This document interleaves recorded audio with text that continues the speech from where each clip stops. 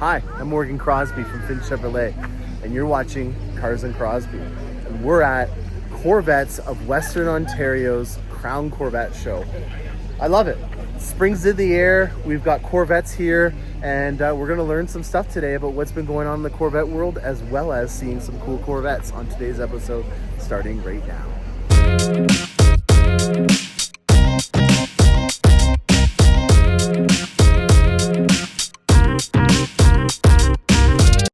All right, let's just get right into it. We've got the Coping Center here as per usual with a Corvette draw. Looks like they're giving away a Hysteria C8 with a bronze, tech bronze appearance package on it with some early bird prizes. Always fun to see a good cause and a chance to win a Corvette for just a donation and a ballot. We've got our mid-years and a C2 up front here. Look at this girl. Love this, by the way. It's like a kind of like a super test orange kind of color, which was a Canadian gas station that is pretty iconic in this area. Speaking of iconic, this is probably one of my favorite emblems on any Corvette, having that concave dish behind it and then like a floating glass logo. To me, that's just functional art. And I think also in terms of functional design, this is my favorite exhaust in the tails. Yes. Isn't that awesome? Just an absolute piece of art. Love these things. Last piece that I love about these is the concave dash. And as you guys are aware, for 2026, the Hang the F On handle is back for the interiors. And this is the original Hang the F On handle. So your passenger, maybe not as versed in terms of experiencing a Corvette, they want to hold on for dear life. There's their handle to do it. So yeah, very cool. We got a ZR1 here in a very sinister color as per usual with nice viewing glass. I've gone on rants before about how I wish they would bring back that. One of the reasons why I got a coupe in my Z06 was because I wanted to showcase the engine. And yeah, Lindale blue on a 60, I think this is a 66. Probably wrong, but I'm gonna guess. This is a Lindale blue, which is one of my favorite blues though. Very cool color. I heard this C6 on the way in and it was cammed for sure. And this is kind of where I'm going right now in my mind. I really want to get a C6 and work on it. It's one of the reasons why I got rid of Snow White in the 7 gears. This is not my C7 Grand Sport, but if you guys remember, I had a manual Grand Sport named Snow White in the 7 gears. I got rid of her just recently because I want to start working on a car and I didn't want to put money into a C7. I'd rather do it into a C6. So I figured if I'm going to start working on a car, that it's better to do it on something like this over a C7 because you're just not going to get your money out of it. And I want to tinker. The problem is that with my Z06 over there, I don't really feel comfortable in modifying it. I don't think it's going to be a good look for me to put 25 grand in a Lingenfelter kit on it because I'm not going to get my money out of it. Not that I plan on selling her, but I really want to make sure that if I'm going to work on a car that I don't lose a lot of money doing it. Because if you put 10 grand into this, you're probably not going to get your money out. Whereas if you put $10,000 into this, you might get your money out of it. I heard the cam in this thing when you got in. What have you done to it? Everything. Everything? Oh, you're me in the future. Or you're my future me in terms of what I want to do. Tell me about what you've done. Ford 10,000 so, over. LS3 block? LS2. LS2, okay. 06. Okay. So yeah, the board out to a 6.2. Texas big blower cam. Is that a centrifugal over there? That is. East Coast Superchargers. Wow. So how many pounds is that pushing? Right now it's got a bigger pulley on it, so it's maxed out at 10. Look at that. He's got his A-pillar all modified with his all his pressures and everything in there. That's beautiful. 10 PSI you said? 10 PSI. And what do you think you're pulling to the rear? I know it's pulling 700 horsepower. Wow, she gets a little squirrely? So what have we got on here for tires? Proxies. Yeah. Thompson's on the front. Toyos. These are nice spokes. These are like a ZR1 kind of style spoke. Replica, yeah, very cool, man. I want to do this. This is my next project, but this is one badass thing. Do you think you can fire it up just for the channel? I want to hear this this camshaft again. It's a pretty nice cam. How you doing, buddy? You hear that lub dub? I want that. Oh. Thank you very much. Love it. All right, that's what I want to do. Look at that. He's got a Corvette aftermarket. Hey, Hal, how you doing, buddy? So yeah, C7 project. Way better for me to put my money into that than doing it on a C8. You won't get your money out of it. With that, I can have fun, and I can use the difference in value from the C8 to the C7 and have some fun. That was a fun rant. I feel better. Thank you for listening, guys. What else do we want to talk about in here? We've got a 2-post over there that I want to talk about in a little bit of a segment. Someone finally has a driven record on having a 2-post high wing with a 4-post back end. I'll explain it once you see it, but that's something to be taken into consideration. We've got silver flare, which is unfortunately no longer a color. And I'm gonna find eventually, there'll be a blade silver here, but blade silver has now replaced silver flare, which is a zombie color. It's come back from the dead. And here's a zombie color. This has come back from the dead. And this was actually before it came back. So this is not a 25 model year. This would have been when Sebring Orange originally was on the C8. It was originally back in 2019 that Sebring Orange became a color. And oh, wow. We got ourselves a production book here. So this is an option that a lot of people don't realize you can do, where you can get a book made of the Corvette going down the production line. So you can see all this stuff. There's your build sheet, which is one of the most sought after things that we look for when we're trying to get a Corvette used. So I'm always asking for this. This is a really important thing in my book. In terms of your fact sheet, always keep the build sheet. That's what is taped to your car and has all the different pieces on it. And so what they do is you can see right there, there's a UPC kind of code right there. They scan the part, which he might even have in his hand there, and then they scan this, and the line will stop if the part doesn't meet it on that station. So if he forgets to scan the part and then the build sheet, and it goes on to the next station, the entire line will stop because he didn't put the part on that was supposed to be on your Corvette. So you rarely will find an option missing from your car. One thing that I do find from time to time that's missing is the engine covers. There's a carbon fiber option in here, and when they scan it, they put one on and then they forget to put the second one on, and the line doesn't stop because it scanned the part. So that's one of the little Easter eggs that I have found that they miss sometimes on the cars, because they technically scanned it, but they didn't put the second one on. And yeah, Bob's your uncle on that. We got ourselves an LS2. So this would be similar in nature to what we just saw in that C6 Beast, 400 horsepower out of the factory. And this is a 5.7. So this is an LS1. So we got 1, 2, and I'm looking for a 3. We'll find an LS3 eventually, and that's what I'm looking at. This is a lot more plug and play. There's an LS3 over here. We got an LS3. Look at you go. Thank you very much, sir. So this is what I'm looking for. I am looking for a wide body LS3 that I can start working on. He's got some beautiful wheels on here. That's a nice set. And he's got a Louis. These are an anniversary edition. So this might be a 2012. In 2012 for the Grand Sport, they did a Centennial edition. This is a Louis. This is a Centennial edition. So this is a carbon flash metallic paint job. And that's Louis Chevrolet right there. So you can see Louis there. And then Louis is also in the steering wheel. This is a Centennial edition. Is this your Centennial? Oh, wow. This is a really cool car that we just fell upon because of this young man here. Yep, there he is. So that is the man himself, the myth and the legend. He celebrated 100 years of his company. He wasn't obviously alive, but that was the edition they came out with. And this is the first time that we had carbon flash metallic on the exterior paint. We've had it as an accent piece for years. This one's actually been all covered up, but the accent pieces are carbon flash. And then the next time we saw it was the 70th anniversary edition in 2023. So this was the original time, 11 years earlier in 2012.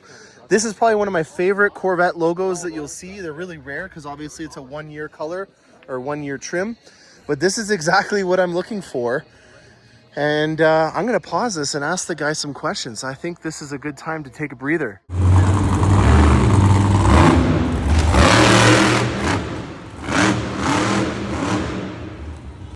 Okay, we are in session for a lesson here, boys and girls.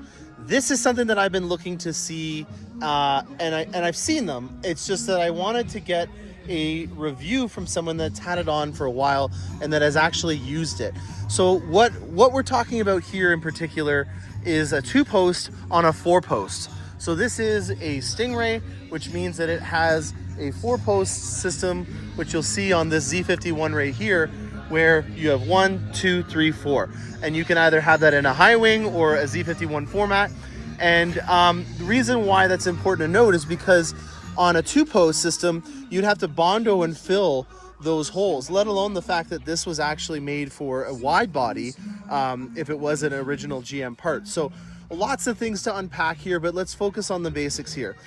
You are trying to make a 2-post system work on a 4-post chassis without having to buy a separate bumper like I did.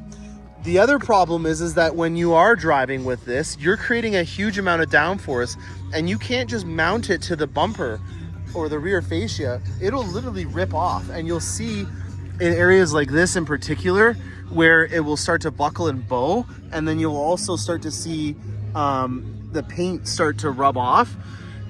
So right off the bat, I can tell that this system is not doing that, because in that area right there, you don't see anything. And the reason why is because they've mounted it inside of the frame. So that's the way you're supposed to do it. GM does it obviously in a lot less intrusive way, but for you, if you're wanting to get this look and you don't have a Z06 with this the rear fascia that has the 2 holes, this is your option to do it. I'm not going to name the company that did this, just because the owner is still having some issues with getting some parts and stuff like that, and I don't really want to endorse it per se until I'm definitive on it. But this is what I've been hoping for, is to try to find somebody out there that has found a solution to putting a 2-post high wing on their 4-post back end. And so they're doing this by hiding all the different mounting points right here. So they're still obviously underneath here, and they're putting kind of like a duckbill carbon fiber spoiler on it. These are the parts that are missing still from it. So you can obviously see this billet aluminum is exposed right now, and eventually once they get their parts, it'll be over. But this gentleman has driven in Mexico above the speed limit and said that his experience has been good, and evidence of that is the fact that we're not seeing any rubbing in that area right there. So a decent update for somebody that is looking to try to do this. This is an option that I saw online, and if you're okay with having the mounting points coming through your trunk to make sure that the rear end doesn't get ripped off, this is an option to consider. While we're on the topic, let's look. We've also got high flow cats from Fab Speed. This is a really cool option with some heat shielding on there to make sure that the high flow cats don't overheat. Looks like we've got a catch can, some Paragon parts, a nice cover over the magnetic ride strut covers, some decent decals. In the inside, we've got a nice suede interior, and we've got some canards on here as well. This is another option that on my Corvette I should be having, and that actually Josh Holder, the chief engineer for the C8 program, made a comment when I was telling him that I was doing this to my car, because the aero package normally comes with some front aero, and you have to drill into the front fascia to do that, and I just couldn't do that to Pandas. So this gentleman has found a solution, and it doesn't look like he had to drill in for that on putting a front canard for his aero package. So decent option with somebody that is actually driven their Corvette with it on and says that it works, and then I can see from the evidence here that it does work. So you can get one if you want, and this is a way to do it. Just for a quick reference, because it's right beside me here, we're talking about the Z06 aero package, which is right here, being a 2-post, and that is the front canards on the front here that are drilled into the front bumper that I just didn't want to do, and that Josh made a comment of. You can kind of see right there where they're drilled in. So very cool. All right, we've got ourselves a sunny day. You wouldn't know this But it's been really crummy for the weather this spring so far. And this is probably one of the nicest days we've had in about 2 weeks. So yeah, congrats to Corvettes of Western Ontario on having a beautiful sunny day for some beautiful Corvettes. Let's do a lot walk and see what we got on this full field of Corvettes. We've got ourselves 2 Grand Sports beside each other. Very nice. Looks like LS2 in this one. LS3s are in these. So they are 2010. Oh, what am I talking about? It's a Grand Sport. It has to be an LS3. This is what I want. That's what it, maybe not so much this one. I've talked about this one at Vet Fest before. I remember this one, but that's what I want. What's the transmission though? Ooh, yes, right transmission. This is it. This is what I want. If you have a manual transmission Grand Sport, comment or email me and let's talk. Pewter is the name of this color. Very cool. It looks like a 2000. They had a couple different options, and this was the coupe version of the 2000 model year. Very interesting. This is Night Race Blue, I believe. Night Race Blue on Kalahari with a carbon fiber top. Nice chrome split spokes on here. This is got a GM badge on it. What is that? Wixon Performance Build Center, Richard K. McBride. There's a GM tag on there. Not sure what that is, but that's interesting. A Z51 with a tag from GM. Not sure. I think this is Le Mans Blue. Yeah, it's a Le Mans Blue. And then we got a Laguna Blue, and we've got a Sebring. I'm not going to just name every color. Let's try to find something interesting here to talk about. We've got... What's going on here? Is this a ZR1? It is a ZR1. Oh boy. These things are just going up and up in value. Holy cow. Automatic trans ZR1. Oh boy. He's got some wrapped carbon fiber. I think it's been PPF'd on this. This is quite a car. These things are worth $250,000 now. And oh boy, this is a heavy hitter. This is probably one of the craziest engines that we've ever built. And it's so big that we have to have a cowled hood. So the hood is basically built around the Eaton supercharger on here. And the tag for who built it is actually in the back over there. So that is cool beyond belief. I love the Sebring orange on a ZR1. So this car is now back in action with being built for the color. Woof. That is a big dog. And then there's Blade Silver. We found her. I'm pretty sure in C6 Blade Silver was around. I might be mistaken, but I'm pretty sure that's Blade Silver. So actually, in this shot right now, those are the 2 new colors that we have back in action.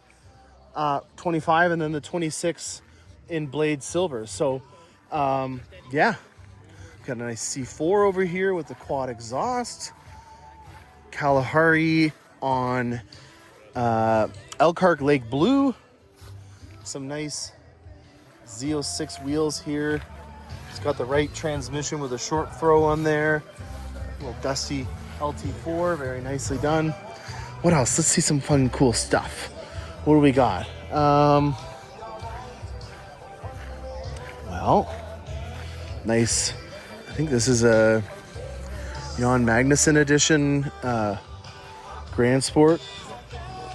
Heritage edition. Nice supercharged C6 here. Very nicely done. There's a C8 over here that kind of looks and reminds me of what I had on my C8 if I was going to do a Stinger again. We got the HF5 Vossens, a Borla exhaust. I'd probably do the AWE, but pretty close. A Z51 all black, and then the Sky Cool Gray two-tone interior. Very similar spec to what I had in my original 2020 C8. And I absolutely loved it. I missed that one. I put 37,000 kilometers on it. There's Blade Silver. I'm definitively, this is for sure Blade Silver. I wasn't positive on the C6, but this is the color that's back now. So we lost Silver Flare, and we now have blade silver. This is like a German sedan silver, and he's gonna pop the hood for us. Let's take a quick look underneath the hood here. We've got a Jake logo matte stinger stripe on here, and then he's got it signed. So this is what we were just talking about. That's, you know what, that's gonna be the theme of this episode. There we go. We got 2-post high wings, and we're gonna talk about Performance Build Center badging. And my client, a good friend of mine that bought this Z06 off of me, took it down to Bowling Green, did the tour, and she signed it back again. So she had a little family reunion with one of her products that she did a beautiful build on. And this is blade silver. So this is a zombie color now. They've brought the color back, and yeah, it's a very nice clean color.